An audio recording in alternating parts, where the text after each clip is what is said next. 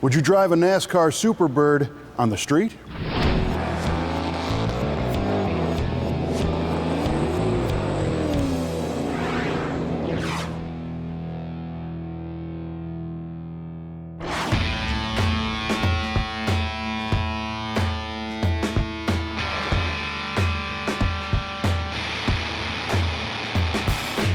There are vintage racers and bone stockers in the brothers' collection, but today we're checking out a hybrid of both. This is a modified creation built to look and perform like a 1970 Plymouth Superbird wing car, but it's a handmade version that started life as a 1970 Plymouth Satellite. The idea came from pro athlete slash TV star slash car guy Bill Goldberg, who wanted to build an outrageous superspeedway terror using modern technology, but one that would still have the look of the 1970 NASCAR wing cars. He enlisted the Year One Ghostworks Garage and Evernham Racing to make it all happen, and the result is the car you see here today.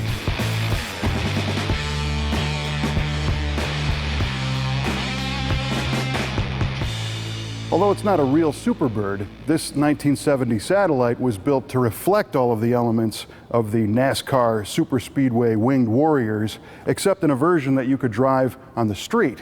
And the project was headed up by big-time car guy and pro wrestler Bill Goldberg, and built with the Year One team for the Darrell Gwynn Foundation as a fundraiser. Darrell Gwynn Foundation raises money for spinal cord research, and the car eventually ended up here in the brothers' collection.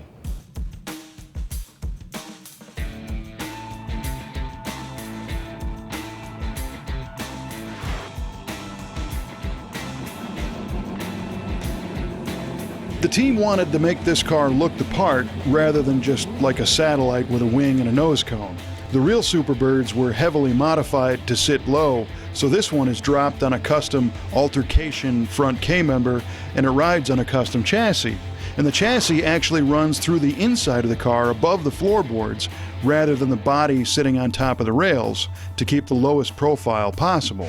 The rear suspension uses a C-notched rear frame with narrowed rails to house the big gumball rubber tucked deep into the wells, and the rear axle is held steady with a modified long-arm NASCAR-style suspension setup.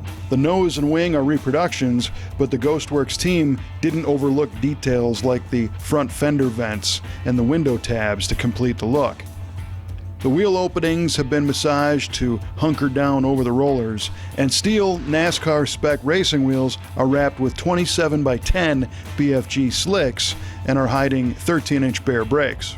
The rear wing is adorned with the signatures of the people involved with the project and sports reproduction Superbird decals on the uprights. Below the fabricated nose cone is an aluminum spoiler to help keep things stable at high speed, which this 730 horsepower petty blue and black retro racer is certainly capable of attaining.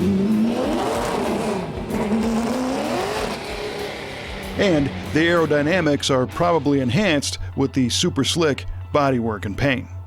The fabricated dash is jammed with autometer gauges and power switches, and the racing seat, steering wheel, cage, and seat belts reinforce the racy nature of the car.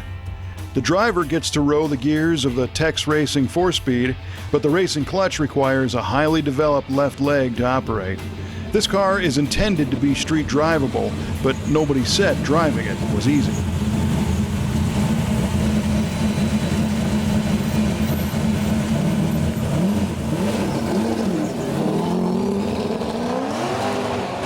This isn't just a NASCAR Superbird looking ride, it's got some serious bones.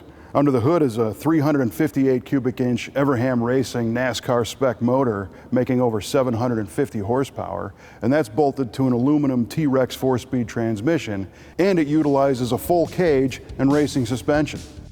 780 horsepower at 8,500 RPM from 358 cubes is a tall order for typical naturally aspirated small block V8s, but the Evernham Motorsports team builds these high-strung Mopar race engines with ease.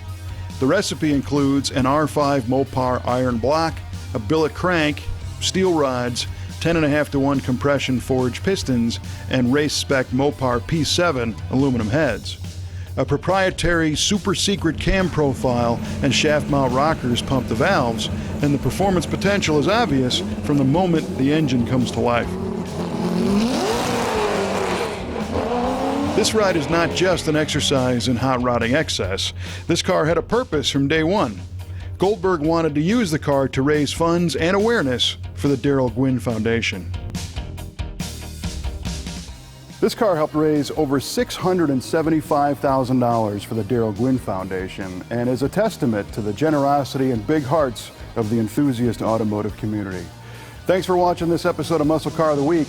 We'll have another cool car for you next time from the Brothers Collection.